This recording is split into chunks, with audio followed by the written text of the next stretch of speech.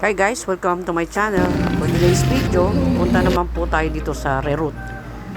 Dito po sa Mega Wide, malapit lang po yan dyan doon. So yan po, papasok na po kami. Yan po, ayan. So tingnan po natin ang ganda ng loob. So guys, ikutin po natin yung kabuuan nitong lugar ng Reroute para makita po natin kung gaano pong kalaki. So saka tayo umorder. Let's go guys!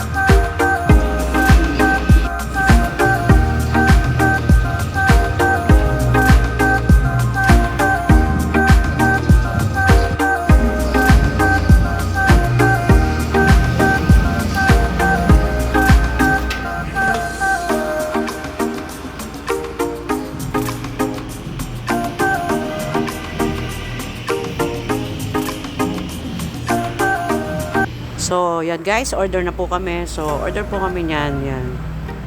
Yan drinks ko, at saka yung noodles, yan. So, sobrang dami po ng serving nila. So, tikman po natin kung masarap to, yan. So, yung isa naman po yung parang sisig with rice. Yung po isa ko in order.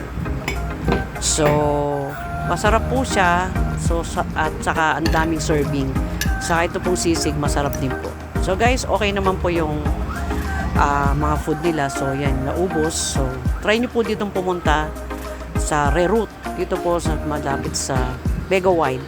Dito po sa likod lang po ng munisipyo dito po sa bayan ng Taytay. So let's go guys. Bumaba na po tayo para umuwi.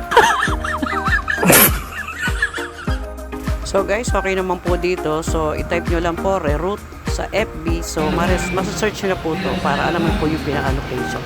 Malapit lang po dito sa Mega Wide, dito po sa Manila East. Malapit lang po to sa munisipyo ng Taytay, Rizal. So thanks for watching guys.